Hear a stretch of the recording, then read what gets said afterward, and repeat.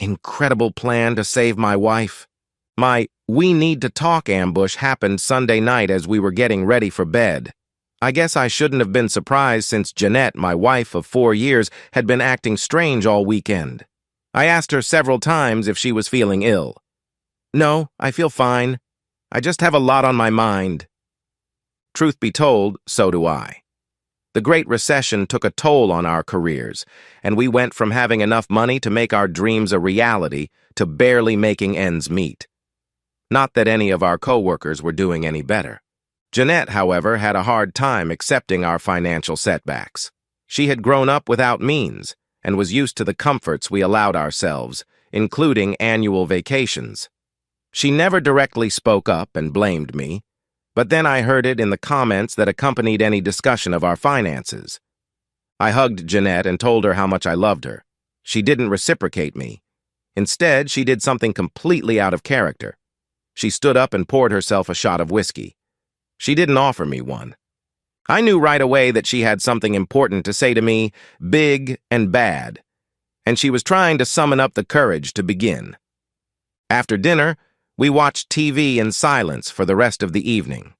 I have no idea what programs were on TV. All I could do was worry about my wife. Usually that meant we were going to make love. Tonight was no ordinary night. Unfortunately, neither was any night in the last 3+ weeks. Our love life had been victimized by the economy. I was just finishing brushing my teeth when she walked into the bathroom and announced, "Someone at work invited me on an all-expenses-paid ski vacation to Colorado. One of the group had to cancel and the tickets are non-refundable. We leave Wednesday morning and I'll be back on Monday." I rinsed my mouth and replied, "Someone is at work." Curious wording. It leads me to believe you were asked by a man. Jeanette looked very guilty. "I think you've answered my question. So what's the name of the man at work who invited you, a married woman, to go on vacation with him?" I tried to remain calm. "You don't know him? I thought I knew everyone you work with." "You do, but I don't really work with him." "Now you're confusing me. You said someone from work?" "No, I didn't," she protested. "I said it was someone from work." "Okay, Bill Clinton, enough with the "it depends on the meaning of the word is" nonsense. Who's the asshole who invited you on vacation?" "I met him in the cafeteria at work. His office is on the 5th floor and we've had lunch together a few times." I tried hard not to lose control of myself, but my voice filled the room. "How long have you two been having an affair?" Jeanette began to cry. Between sobs, she managed to say, "I would never cheat on you. How can you say such hurtful things?" "Maybe because you forgot to mention that you had lunch with another man, or that you became such good friends that he invited you, a married woman, to go skiing with him in Colorado. And we didn't make love for almost a month. I think that's pretty much it." "It's not like that. He's a really nice guy, but his girlfriend dumped him and he doesn't want to waste the ticket. It's all paid for already. The hotel, the elevator tickets, it won't cost me anything." "Isn't that convenient? Now tell me his name," I rambled. "John." "Does John have a last name?" "Johnson or Jackson, something like that. You've got me so upset I can't think." "So you want to fly across the country with a man whose name you don't even know. You're either having sex with him or you're an idiot." The volume and passion of the argument was building. At one point I asked, "Who are these friends you'll be sharing a cabin with?" "John's friends. There are 2 other couples." "2 other couples? That means you're going out with him." "No, I'm telling you, he doesn't want to spend a non-refundable ticket. So he asked a married woman to be his date." "Why don't you trust me?" "Would you believe me if I told you I met a woman in a cafeteria and she invited me to go on vacation with her?" "Yes." "Bullshit. Remember how jealous you were when I explained the infield fly rule to that beautiful woman sitting next to us at Wrigley Field last summer? You started fighting with her. The janitors kicked us out of the park." "That was different. You ignored me." "Oh, and you're not going to ignore me when you're sharing a cabin with John and 4 complete strangers." Jeanette screamed and ran out of the room. It was a long, sleepless night.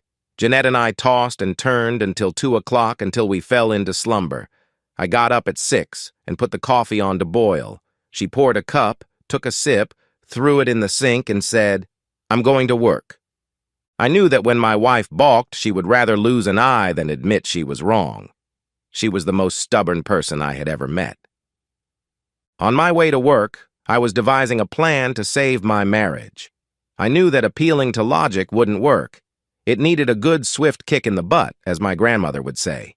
About a year ago, I took a chance on hiring a smart young man who had done time in the county jail for robbing a convenience store. He kept reminding me that he owed me a big debt of gratitude for taking a chance on hiring an ex-convict. "You say the word, boss, and I'll do it." I decided to call the marker. "Julio, I need a favor." "Tell me what it is and it's done." I explained my predicament to Julio. "You want me to ruin it?" "Maybe later, but first I need his name and place of employment." I gave him a picture of my wife and the address of her office. "There's a cafeteria in the basement. She goes to lunch every day at noon. I need you to take a picture of John without being seen. When he's done eating, follow him upstairs and see where he goes. Get the name of his employer." "Got it, boss." "Then when he leaves, I want you to follow him upstairs and get his license plate number." "I'm your man, boss." "And Julio, don't worry, I'll take care of your time card." I kept checking my watch. I was sure Jeanette would meet up with her boyfriend to tell him how unreasonable I was. It was a typical Monday. I was swamped with work, but time dragged on. At 1:10, my phone rang. "Boss, it's me. I got the picture." They were talking, but I couldn't get close enough to hear exactly what was going on. When they were done, I followed him into the elevator. He acted like I wasn't even there. I got off when he got off and pretended to look for a room number. He walked into 510. The sign said, "Anderson Metallurgical Supply, LLC." "Julio, you did a great job, but you only did half of it." "Don't worry, boss. I'll follow him like a shadow." "Send me a picture." As soon as I hung up, Google appeared on my screen. I wasn't overly optimistic as I typed in JOHN. I got a bunch of name matches, but none matched the photo.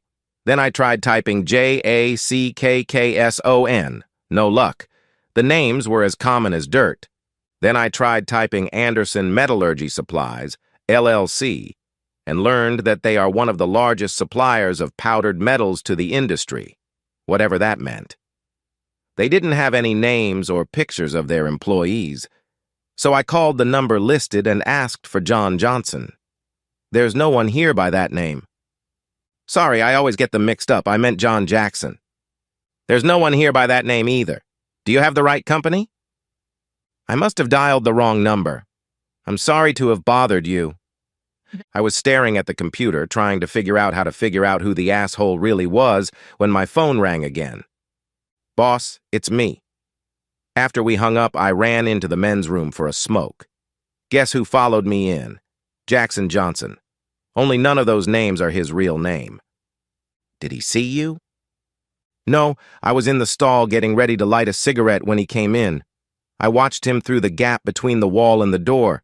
As he was coming out, a guy my age came in and said, 'Hello, Mr. Jensen.' He didn't say a word, so I waited until he left and asked, 'Hey, was that John Jackson?' He replied, 'More than anyone else, it's Robert Jensen.'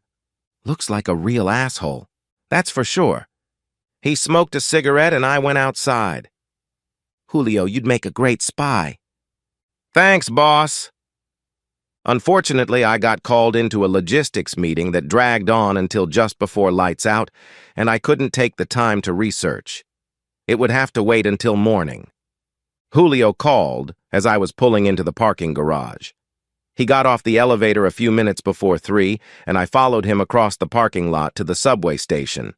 The train was pretty crowded, so I nestled in the other end of the car with a group of Mexicans speaking Spanish. I think Jensen was afraid to look at us. He sat with his briefcase in his lap like we were going to steal it. He walked out to Logan Square, and I followed him home.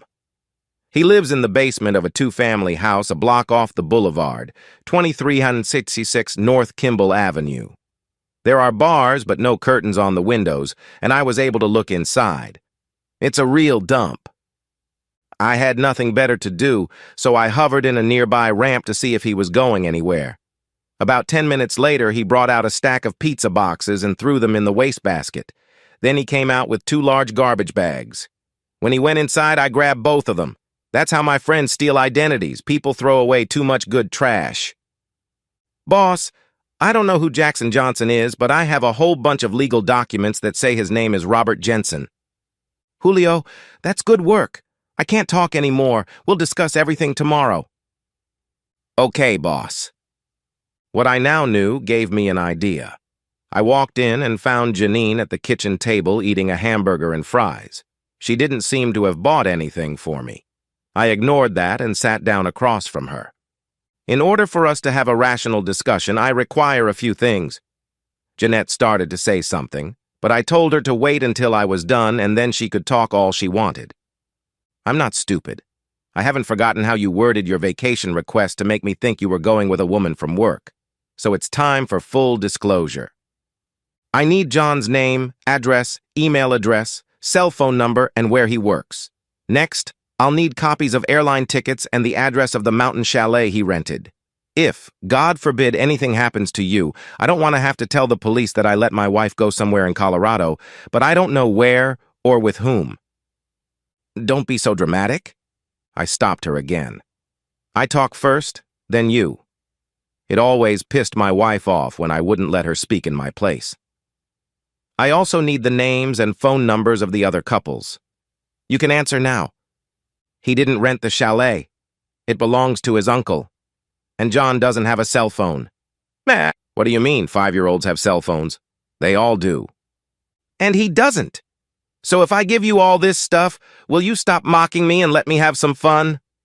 Her face turned pink. She smiled. You have one day to gift me everything. Why don't you admit you're jealous because I'm going to Colorado? I pounded my fist on the table. I'm not jealous. I'm mad because in all the time we've been dating and the 4+ years we've been married, you've never once mentioned going somewhere to go skiing. And now you want to go skiing in Colorado with some weird guy you met in the cafeteria, and you wonder why I think you're having an affair. I swear I'm not, she shouted. Give me the information. If it checks out, we'll talk. I was so tempted to tell her that her boyfriend had given her a fake name, but I wanted to see how Jensen would react. We slept as far apart as the double mattress allowed, but Jeanette was perfectly fine the next morning and we had coffee together. I got to the office early and hung around the floor until Julio came in. Jeanette was leaving tomorrow, and this was my last chance to save my marriage. Julio brought a large cardboard box to work. He went through the bags and threw out the real trash. The rest was stuff that should never be thrown in the trash. Financial documents, a checking account statement, and a certified letter from a law firm.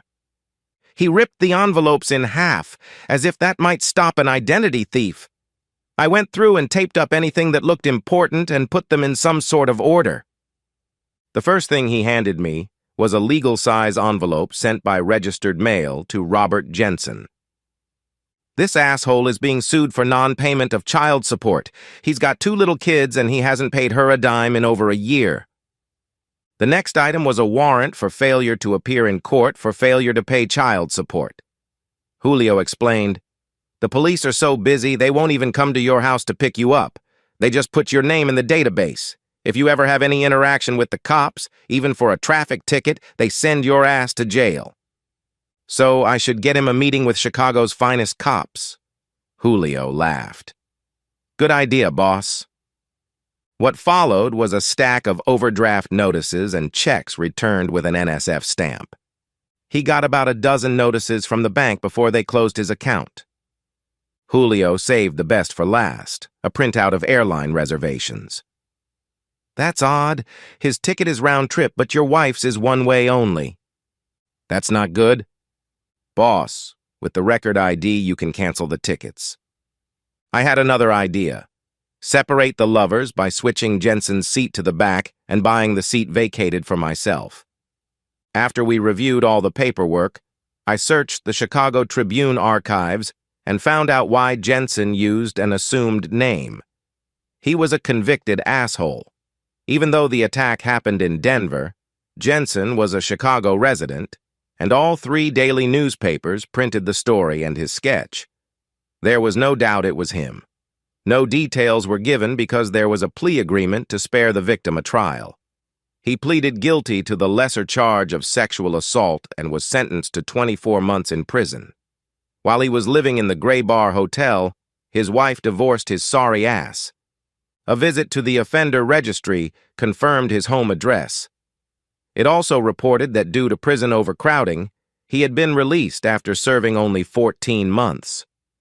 The first thing he did was track down his ex-wife and beat her so badly that she was hospitalized for almost a month. 2 felonies, and my wife thinks he's a really nice guy. I had an early lunch and went to the courthouse to buy a copy of Jensen's divorce decree. It cost 25 cents for a sheet of photocopies. Attached to the file was a copy of the warrant for his arrest for using. He had drugged the girl he was skiing with and used her. At the law library, I also researched the divorce papers. I found a great template online and filled it out. As grounds, I claimed adultery and attached time-stamped photos of them in the cafeteria, not eating, but talking for a full hour like 2 lovers. My last stop was the Cook County Circuit Court, where I filed a petition for dissolution of marriage. I was given 3 copies with an official stamp and case number. I told my supervisor that I would need a few personal days off. He's a good guy and didn't ask a word. Jeanette was cooking dinner when I walked in. It was a real dinner, not something out of a box. I guess she was trying to put me in a good mood. I hugged her and kissed her. She responded, not as well as I would have liked, but anything was better than nothing. Jeanette reached into her purse and pulled out a folded piece of paper. Here, I brought you everything you wanted. Like I said, John Johnson doesn't have a phone number, but I found you his email address, and it's on Facebook. Where does he work? He's got a promotion, and he hasn't gotten his new business cards yet. I looked at her like she had 2 heads, and neither one had a brain, and he couldn't give you the name of his employer. I opened my laptop and went straight to Google Maps. I typed in the address of the chalet. First try. Then I tried Denver's official zoning map. Second strike. I kept trying every map program I could find. Honey, I called out. There seems to be a problem. I've run the chalet address through 6 different mapping programs, as well as the assessor's web page, and they all agree that no such address exists. He must have mixed up the numbers or something. What about the tickets? He said we'd get them at the airport. No, you get your boarding pass at the airport. You know that since we went to Maui.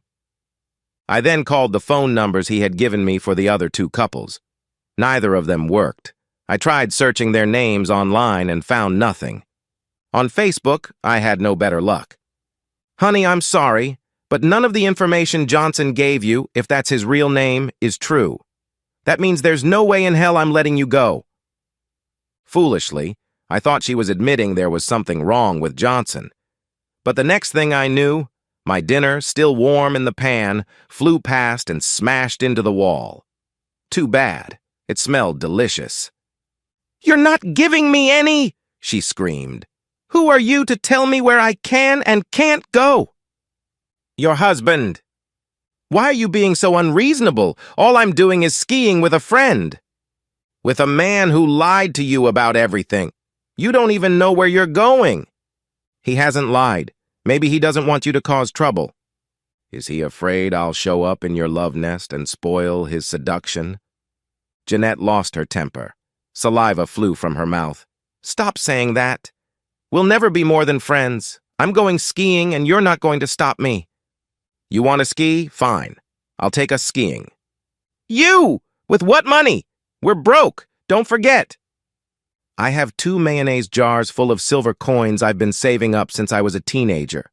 I was going to spend them on a vacation trip for our 5th anniversary. Now I'm going to cash them in and either spend the money on a vacation with my wife or pay a divorce lawyer. It's your choice. Stop threatening me. I'm not threatening you. I'm making a solemn oath. And you know I keep my word. I don't understand why you don't trust me. You're a beautiful woman. Johnson showed himself to be less than a gentleman by not backing down when he found out your husband was against his wife going on vacation with him. I told you, he's only taking me because the ticket is non-refundable. I'll reimburse him for the ticket and we'll have enough money left over to go skiing. It's too late. We leave tomorrow morning and there's no way I can contact him. Jeanette, I'm not a fool. I'll never be your cuckold. Any man who lets his wife do what you want isn't a real man. Ask yourself how you're going to explain to your parents, family, and friends why you're getting a divorce. Don't give me that. I told you I'm going to come home rested and make things right. Please, I'm begging you. It's not too late to save our marriage. I told you I can't cancel. I promised John I'd go, and it's too late for him to find someone else. So you're keeping your promise to a proven liar, to the detriment of the oath you made before God and all of our friends and family. I repeat to you that nothing will happen.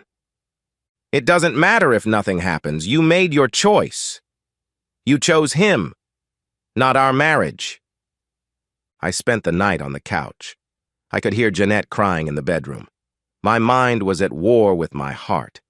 The logical part of me wanted to let her suffer and gloat over her corpse when the inevitable happened, and the emotional part of me said I had to be a knight in shining armor and save my marriage. I spent a sleepless night thinking long and hard about what I wanted. In the end, I decided to compromise. I got up before the sun. Jeanette ignored me.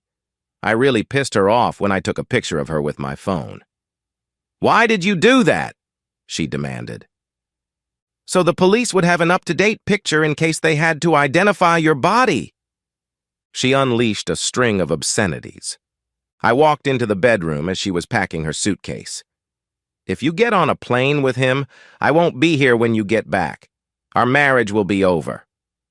She threw me a lewd look and said, "I know you're not that stupid." Funny, I thought the same thing about you. I guess we were both wrong. I walked out without kissing her goodbye. I parked the car at the other end of the block and watched her drive away. Then I went back into the house and shaved off my distinctive beard and mustache.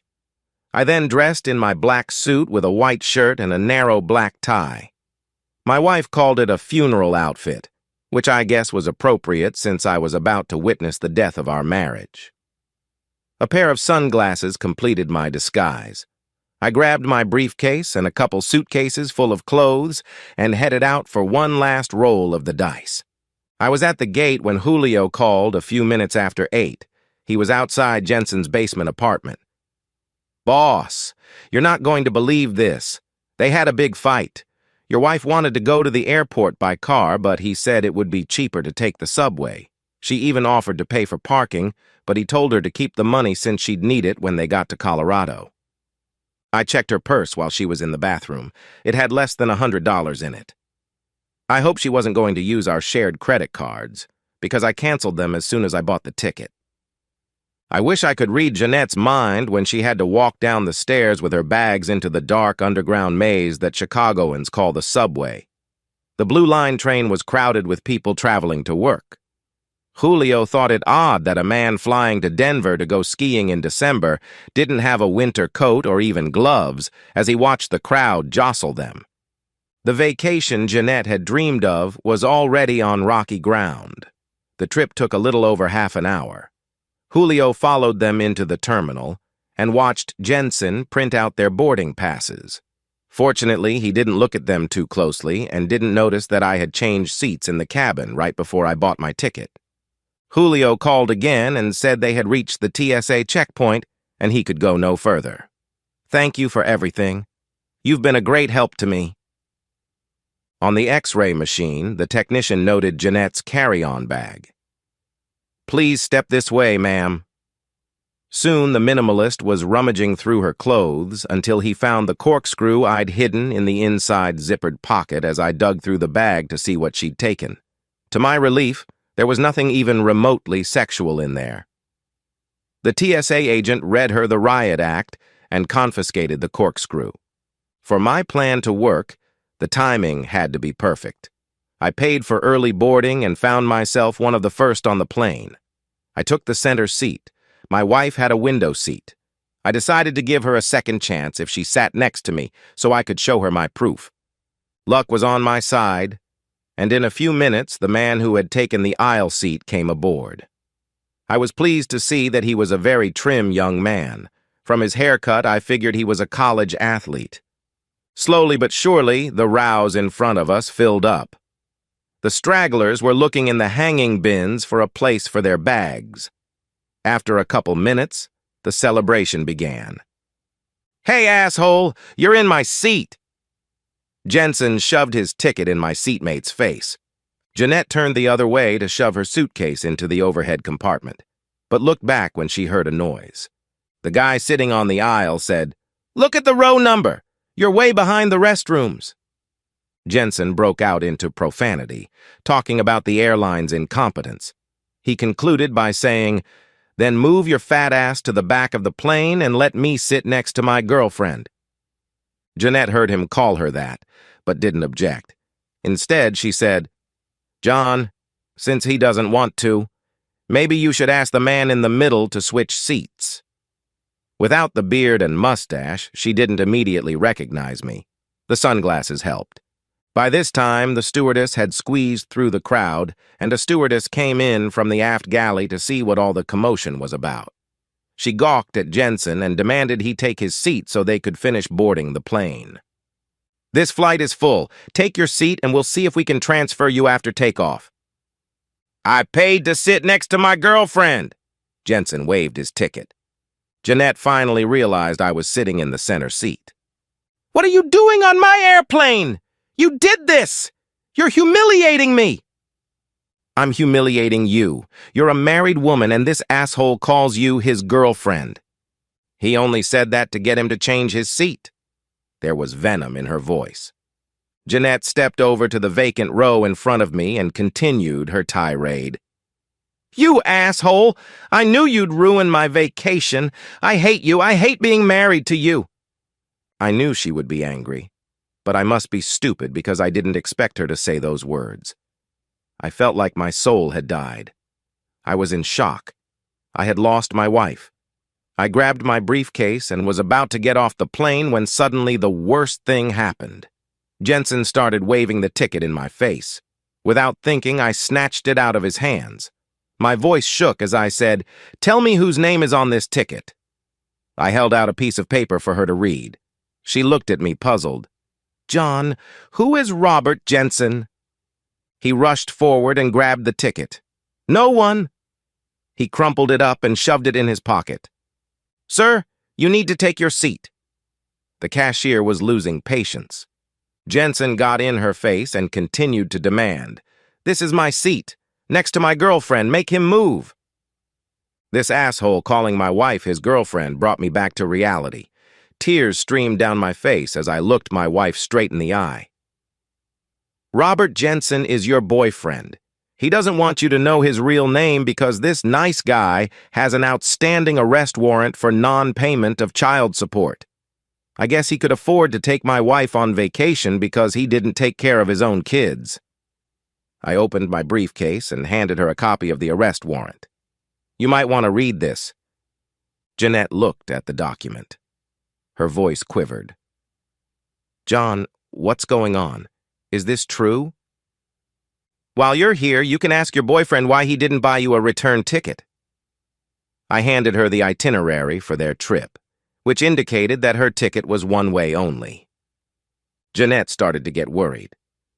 "John, why don't I have a return ticket?" He ignored her request and continued to argue with the flight attendant. "You're not going to tell me he forgot to tell you he spent 2 years in prison for beating his wife so badly she spent almost a month in the hospital. I have pictures." I handed her a couple of pictures of a woman whose face looked like a truck had driven over it. "This nice guy did this to her." "John, please tell me he made it all up." Jensen didn't answer. He was too busy telling the older stewardess everything he thought about her and her airline. Better get him moving or else. I was on a roll. It's amazing what you can find if you type someone's real I emphasized the word real name into Google. Here are the newspaper articles if you don't believe me. I held out half a dozen articles to her. Each one of them has a sketch of him, in case you think I made it all up. I don't understand. Jeanette was very puzzled. Come on, of course. He told you he was a registered offender. The airplane got quiet when I said that. Tell me if that sounds familiar.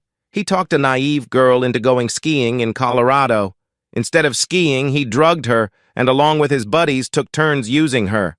After a week in captivity, she managed to escape. For that, he got 4 years in prison. Jeanette sobbed. John, please tell me it didn't happen.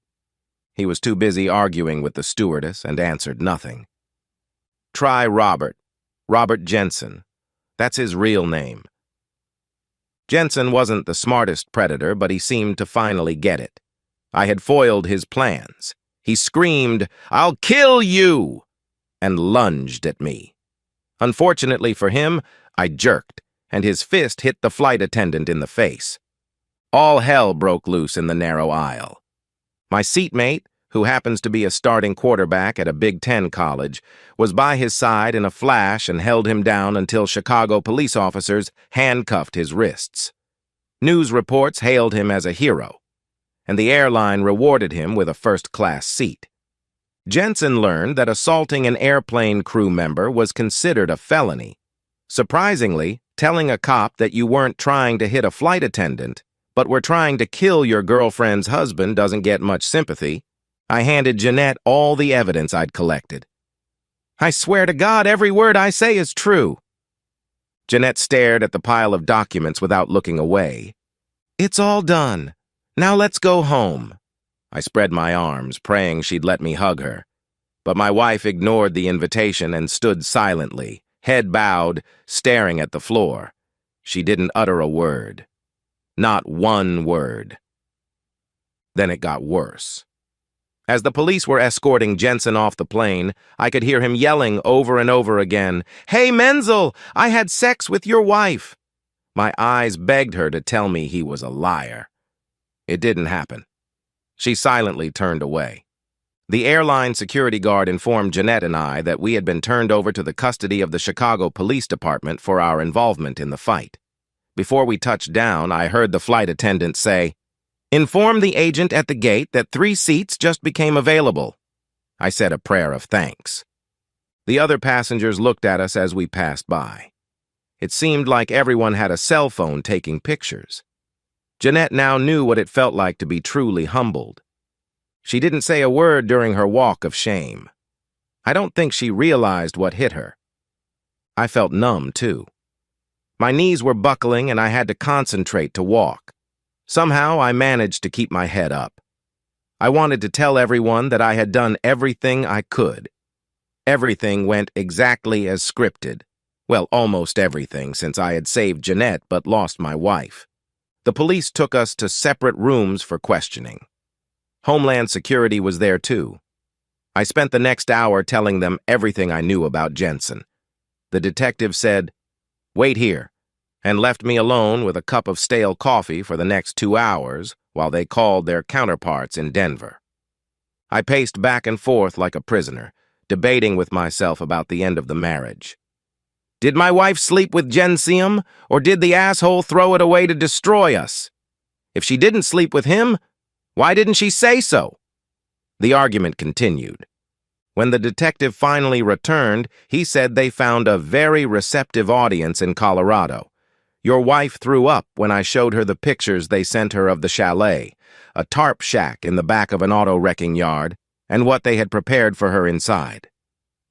Jensen had 4 friends waiting for him, the proverbial 2 couples. They had prepared the cabin, outfitting it with restraints and shackles to keep the man from escaping. We found enough sedatives in his bag to last a week for a circus elephant. It didn't take much persuasion to get them to reveal their plans for their next victim. Things would end badly for my wife. They were going to kill her when they were done with her. The detective said all the coloring disappeared from her face as they read their confessions to her. Then she lost consciousness.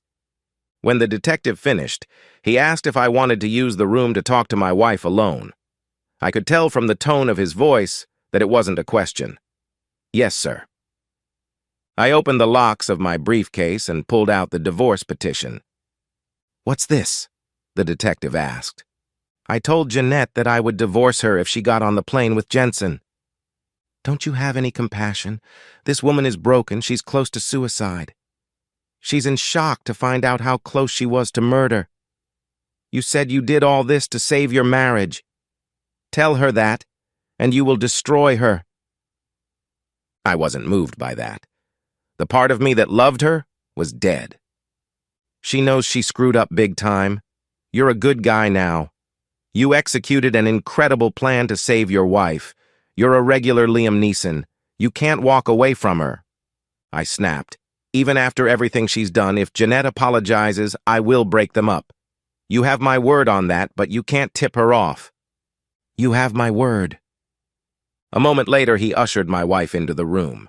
I only had time to catch a glimpse of her before she covered her face with her hands. She looked like death and reeked of vomit. She collapsed into a chair and began sobbing. The detective towered over her, saying, Mrs. Menzel, I've been a police officer for over 29 years, and what you did is the stupidest thing I've ever heard of. If anyone deserved to be killed, it was you. You should thank God for your husband and for every heartbeat he gave you. You are indebted to him for the rest of your days. He closed the door, getting ready to leave. The only sound was my wife sucking in air between sobs. Not a single word, not a thank you, not an apology, nothing. Finally, after about 5 minutes, I got tired of waiting for her to speak. You sold our marriage for a ski trip worth less than $1,500. $1,500. That's all our dreams were worth. How can I trust after that you won't leave me for the next shiny trinket? My mind begged her to speak, but she didn't utter a word. Tears streamed down my face as I waited for her to say anything. Anything at all. Unable to stand it, I said, If you had ever said I was sorry, I would have torn up that paper. I can't wait any longer. I held out a copy of the divorce decree to her. Jeanette screamed so loudly when she read it that the detective came running back to make sure she was okay. I've already packed my clothes. Anything I left behind you can donate or throw away. I handed her the keys to our, her, apartment and left. I never looked back. The end! Subscribe to my channel! Thank you.